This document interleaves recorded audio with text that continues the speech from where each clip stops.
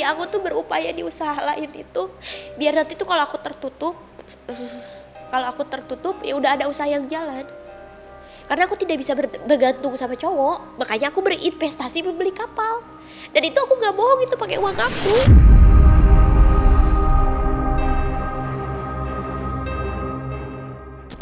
Aku udah bercoba berkali-kali untuk kerja di tempat yang nggak ada alkoholnya. Cuma nggak hoki, aku nggak tahu kenapa.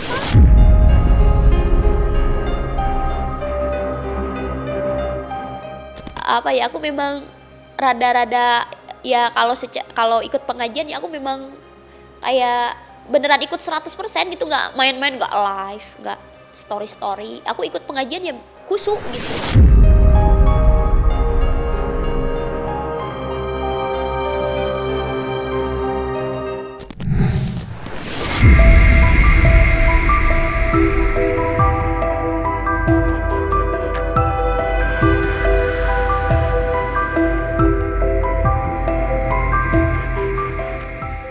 Sudah jatuh tertimpa tangga pula. Kira-kira ungkapan itulah yang dapat menggambarkan kondisi Dinar Candy.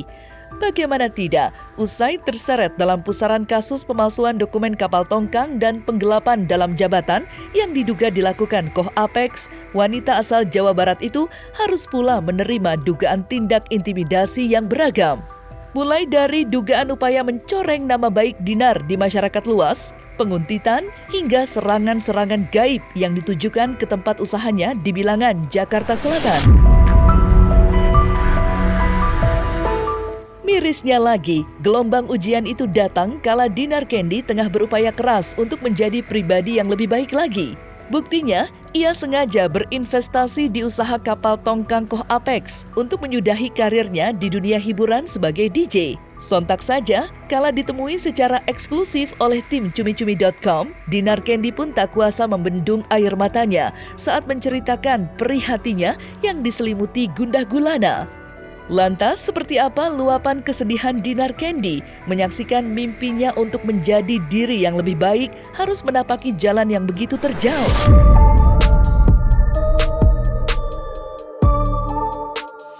Ya sebenarnya kan kalau kapal ini kan, kalau misalkan ya di kapal berhasil, Dinar beli kapal dan kapalnya berhasil, kan pasti penghasilannya lumayan. Aku bisa berbagi lebih banyak orang. Cuman ini yang berhasilnya ya saat ini. Aku nggak tahu kenapa ya sama di klub ini, kan klub jalan. Si klub ini klub malam loh. Kenapa aku coba di bisnis kayak gitu lebih hoki? Kan kalau kapal tuh mungkin kan jalannya itu dia lebih apa ya? Di kapal itu tidak ada alkohol, ya itu pekerjaan gitu kan. Aku nggak tahu kenapa si klub jalan. Klub ini jalan loh, si klub yang aku bangun ini kan ada 2 klub, ini jalan. Si karyawannya semuanya per bulannya gajinya oke segala macam. Si klub ini jalan dan tahu sendiri kalau klub itu ada alkohol. DJ-nya masih jalan, DJ-nya ada alkohol. Coba, aku bingung sih, maksudnya aku pengen banget deket sama Umi, atau pengen banget tertutup juga jadinya. Iya, aku masih pekerjaannya seperti ini Umi, kayak gitu. Dinar dikasih hoki tapi masih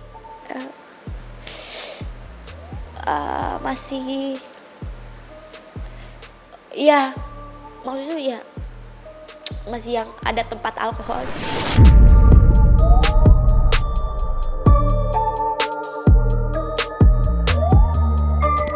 Aku tuh berupaya di usaha lain itu biar nanti tuh kalau aku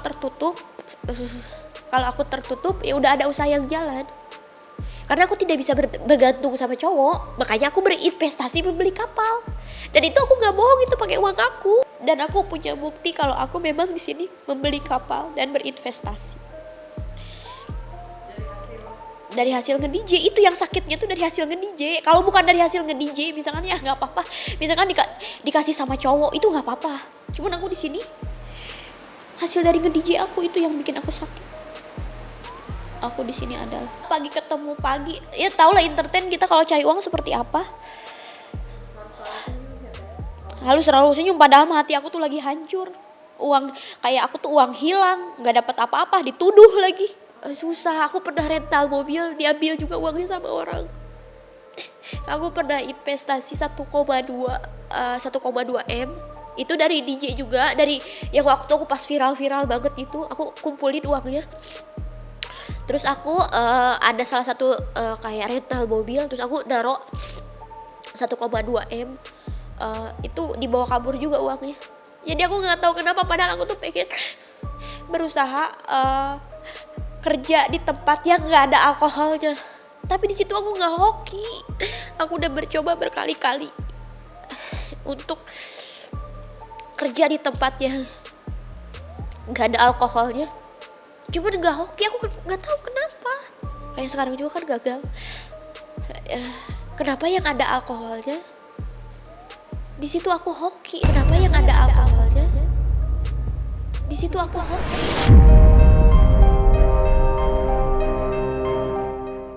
Aku bingung. Aku nggak tahu lah.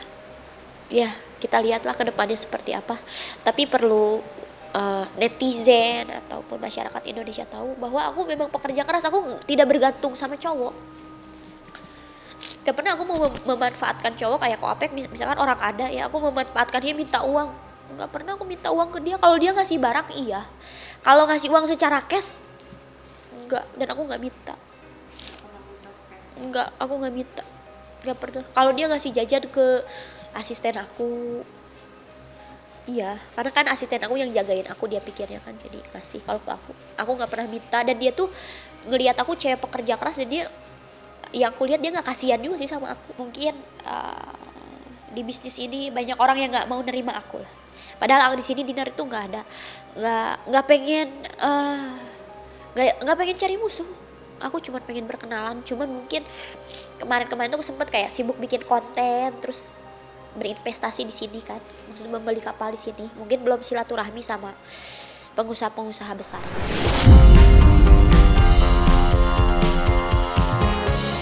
Sementara itu, upaya Dinar Candy untuk menjadi pribadi yang lebih baik pun tak berhenti hanya diniat untuk menyudahi karirnya sebagai DJ saja. Pasalnya, tanpa diketahui banyak orang, Dinar rupanya sudah berupaya untuk mendekatkan diri kepada Tuhan dengan mengikuti sederet agenda kajian yang diselenggarakan oleh Umi Pipik Dian Irawati. Hal itu memang jarang diumumkan Dinar kepada orang lain lewat unggahan media sosialnya. Pasalnya, selama pengajian berlangsung, sang DJ memang ingin fokus untuk mendekatkan diri kepada Sang Maha Pencipta. Tak tanggung-tanggung, Dinar Candy bahkan telah beberapa kali ditunjuk langsung oleh Umi Pipik untuk bertugas sebagai ketua pengajian, yang sayangnya sempat harus ia tinggalkan lantaran mengikuti pemeriksaan polisi di Jambi. Lantas, apa kata Dinar Candy soal perjuangannya mendekatkan diri kepada Sang Maha Kuasa? Serta bagaimanakah pula awal mula dekatnya hubungan antara Dinar Candy dan Umi Pipik?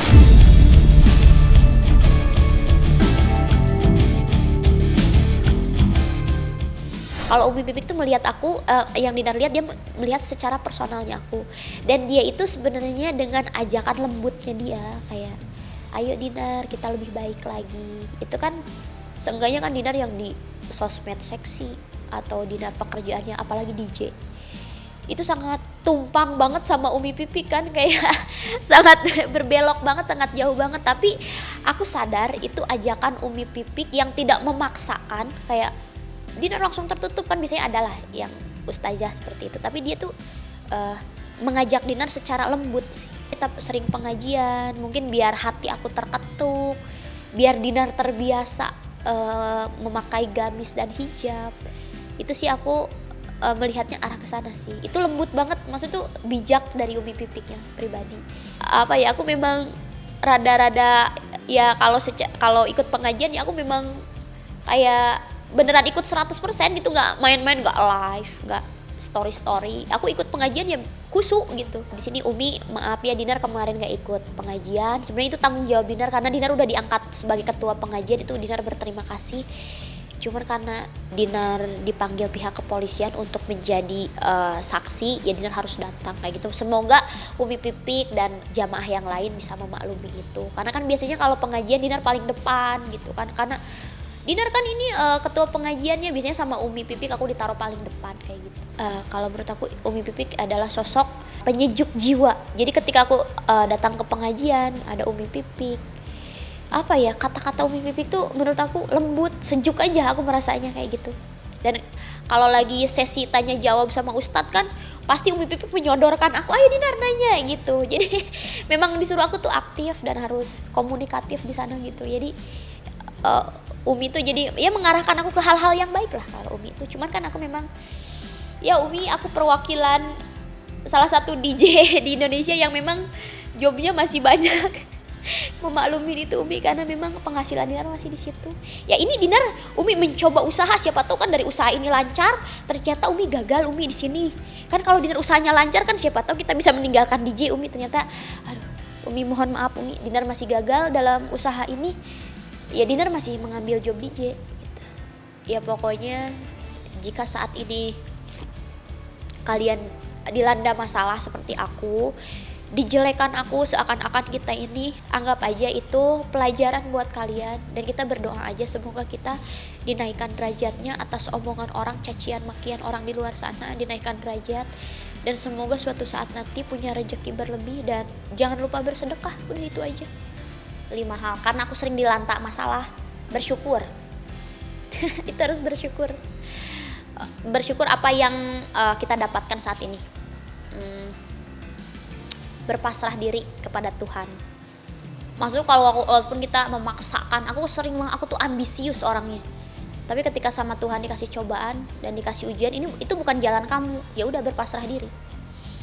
Terus ya tetap berdoa, berbagi. Jadi kayak aku nggak tahu ya kalau berbagi ke orang tuh kita diselamatkan. Misalkan kita udah mau celaka nih, karena kita mungkin sering berbagi terus ada aja orang yang nolong. Nah berbagi. Ya yang kelima ya ibadah. Ini mungkin kayak terlalu ini munafik banget, tapi memang itu kalau lagi dilanta masalah besar nggak bisa ngapa-ngapain, udah ditusuk kanan kiri kayak aku, itu salah satu jalan.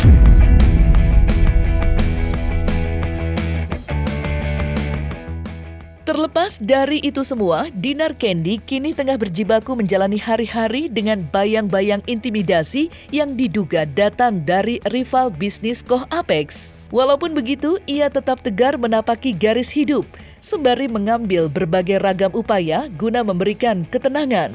Terbaru, Dinar Candy telah melakukan ritual pembersihan di tempat usahanya yang belum lama ini mendapatkan serangan mistis. Ia pun berharap nantinya ia akan mampu menjalani bisnis seperti sedia kala. Namun, lain halnya dengan serangan-serangan di luar nalar yang memberikan luka lebam di sekujur tubuh Dinar. Lantas, benarkah rangkaian serangan gaib ini mengancam nyawa Dinar? Serta bagaimanakah pula penjelasan Mbah Dimas soal luka-luka lebam di tubuh Dinar Candy?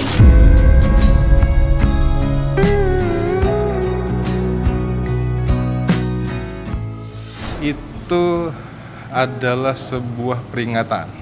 Jadi caranya makhluk halus atau makhluk astral melakukan sebuah tindakan agar menakut-nakuti ya. Nah, salah satunya cara dia melakukan teror itu ya begitu. Nanti ada bekas luka, bekas biru-biru seperti habis dicekik atau dipukul atau ada bekas gosok. Hal-hal yang kayak begitu. Dalam dunia saya, kita dunia manusia itu berada di alam 3 dimensi. Sedangkan alam yang makhluk halus itu 4 dimensi, 5 dimensi. Ketika alam 4 dimensi masuk ke alam 3 dimensi itu sangat hebat. Berarti dia sudah sangat kuat sekali bisa masuk ke alam manusia. Sampai menyentuh. Bisa menyentuh. Serangan yang biru-biru. Wah, itu mah harus di-blur di sini nih. Biru banget besar sini. Ini masih sakit. Kayak balu, ngerti sih balu. Ini nih yang terakhir ini. Yang terakhir ini kayak sakit banget ditusuk. Sini. Kemarin tuh ini merah banget. Sini, di paha sini juga. Aku kan lagi nge-gym. Terus kan ini kelihatan kan pakai baju yang sport bra gitu nge-gym. Terus aku ditanya, "Kak Dinar kenapa kayak ungu, kayak bekas tonjok gede banget, kayak bekas tonjokan gini. Gede banget sini kayak dari sini nih. Ini berasanya ya. Sini gede banget." Terus ditanya, "Kak Dinar kenapa?"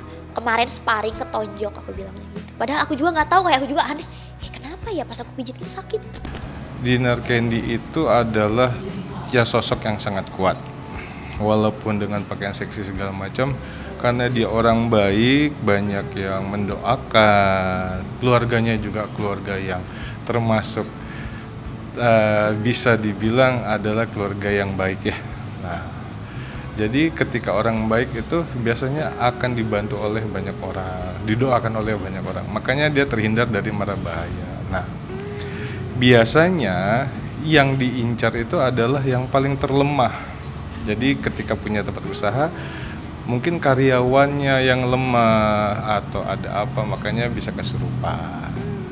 Nah, kesurupannya itu juga mau menunjukkan siapa pelakunya sebenarnya. Waktu itu kerasukannya lama banget, jadi ganti-gantian keluar masuk, tapi kata-kata yang mereka keluarin tuh itu aja gitu, kayak mereka mau nutup tempat ini biar tempat ini nggak ada yang tahu, nggak ada yang lihat, gitu-gitu sih. Ya suruh beli aja si setannya itu, kan suruh beli perusahaan ini kalau memang mau itu. Enggak, waktu itu tuh udah malam Senin, hari Minggu malam Senin, jadi emang nggak terlalu banyak tamu karena nggak ada acara malam Senin itu. Lama banget itu, dari jam 12 malam sampai jam 6 pagi. Akan kecelakaan di jalan. Sudah beberapa kali hampir. Coba ditanyakan sendiri sama Dinar Candy, benar nggak kata-kata saya?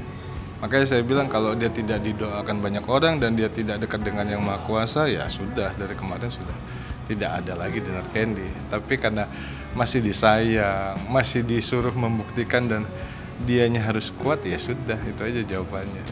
Buat yang ngirim, janganlah ngirim-ngirim kayak gitu. Lagian kan kalau ngirim kayak gitu kan kalian pasti pergi ke dukun terus ngebayar juga kan.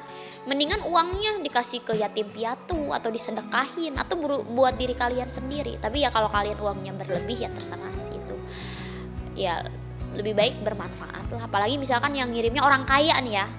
Kalau yang ngirimnya orang kaya sih kalau menurut aku mending disedekahin sih. Kan lebih berkah buat dianya daripada ngirim-ngirim santet. Karena aku yakin yang ngirim-ngirim aku ya orang berada. Dinar Candy bawa rezeki buat Koapek. Terusin, setiap orang punya masalah lah. Nanti baru reda tuh sekitar 4 tahun pernikahan, 5 tahun pernikahan. Terusin, bawa rezeki.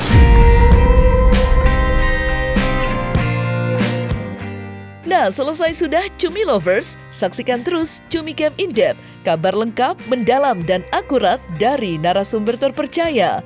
Dan jangan lupa untuk like, subscribe, dan juga share channel YouTube Cumi Cumi.